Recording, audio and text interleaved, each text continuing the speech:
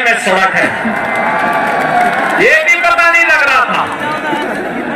और भाइयों बहनों, जब एक भ्रष्ट सरकार कार्य करती है तो परिवारवाद तो हावी होना ही होना है। और राजस्थान में तो, और केकड़ी विधानसभा क्षेत्र में तो यहां पे टैक्स भी वसूला जाता है, सुना है मैंने। यहां कोई टैक्स लिया जाता है। ऐसे ही माफिया पहले उत्तर प्रदेश में भी हावी थे।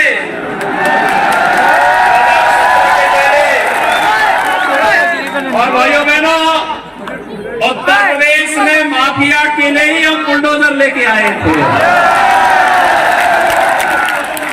आप देखते होंगे ना उत्तर प्रदेश का बुलडोजर जब चलता है,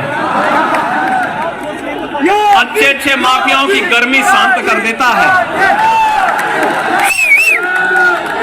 और गर्मी ही नहीं शांत करता है, जितना जनता को लूट करके रखा हुआ है उस पैसे को सरकारी खजाने में रख करके फिर गरीबों के लिए आवास बनाने का काम हम लोग करते हैं उस पैसे का। और यहां पे तो मुझे बताया गया है, यहां की सरकार तुष्टीकरण की नीति पर चल करके यहाँ के धर्मस्थलों पर पैसे को खर्च करने से रोकती है। यानी धार्मिक स्थलों पे पैसा खर्च न हो, इसके लिए सरकार यहाँ पर लगातार इस प्रकार की बंदिशें लगाती है। भाइयों बहनों, आज के इस अवसर पर मैं आप सबका आह्वान करने के लिए आया हूँ। आपने देखा होगा 5 साल कांग्रेस नेतृत्व की सरकार के कार्यकाल को देखा है, और 5 साल से पहले भारतीय जनता पार्टी की वसुंधरा राजे के नेतृत्व की सरकार के कार्यकाल को हमने देखा है। दोनों में जमीन आसमान का अंतर है। एक तरफ विकास, सुरक्षा, सुशासन है, और दूसरी तरफ भ्रष्टाचार, अराजकता, गुंडागिर्दी और माफिया राज हावी होता हुआ दिखाई देता है। भाइयों बहनों, भारतीय जनता पार्टी की डबल इंजन की सरकार ही आपको सुरक्षा की गारंटी दे सकती है, सुशासन का वायदा कर सकती है, पूरी समृद्धि का वायदा कर सकती है। एक टूटी फूटी सड़कें हो, यहाँ पे निवेश का माहौल बनाने का कार्यक्रम हो, या किसी भी प्रकार के अन्य योजनाओं को प्रभावी ढंग से लागू करने के लिए आपने मोदी जी के नेतृत्व में देखा है। भाइयों बहनों, पिछले 9 वर्ष में मोदी जी के नेतृत्व में 12 करोड़ गरीबों के घर में शौचालय बने, 4 लाख गरीबों के लिए आवास की सुविधाएं उपलब्ध करवाई गई, 4 करोड़ गरीबों के घर में बिजली पहुंचाने का काम हुआ। और यही नहीं, कोरोना कालखंड में 80 करोड़ लोगों को फ्री में राशन की सुविधा का लाभ मिला।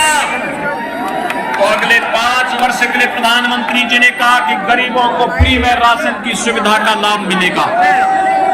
भाइयों बहनों, क्या ये काम कांग्रेस कर पाती? और कांग्रेस को तो देश के अंदर आपने 55-60 वर्षों तक मौका दिया ही था, अब नहीं कर पाई, उसकी क्षमता नहीं थी। तो इसके लिए जनता जनार्दन कहां से दोषी है? और इसीलिए मैं आपका आह्वान करने के लिए आया हूं भाइयों बहनों, ये सागर टैक्स से मुक्ति मिले,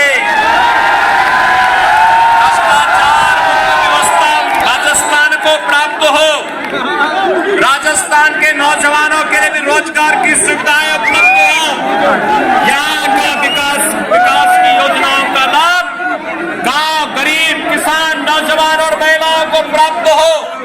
इसके लिए डबल इंजन की भारतीय जनता पार्टी की सरकार राजस्थान के अंदर आवश्यक है। सहमत है? अच्छा, मुझे एक बात बताओ, आप में से कितने लोग हैं जो अयोध्या में 22 जनवरी को रामलला मंदिर के रामलला के विराजमान होने के बाद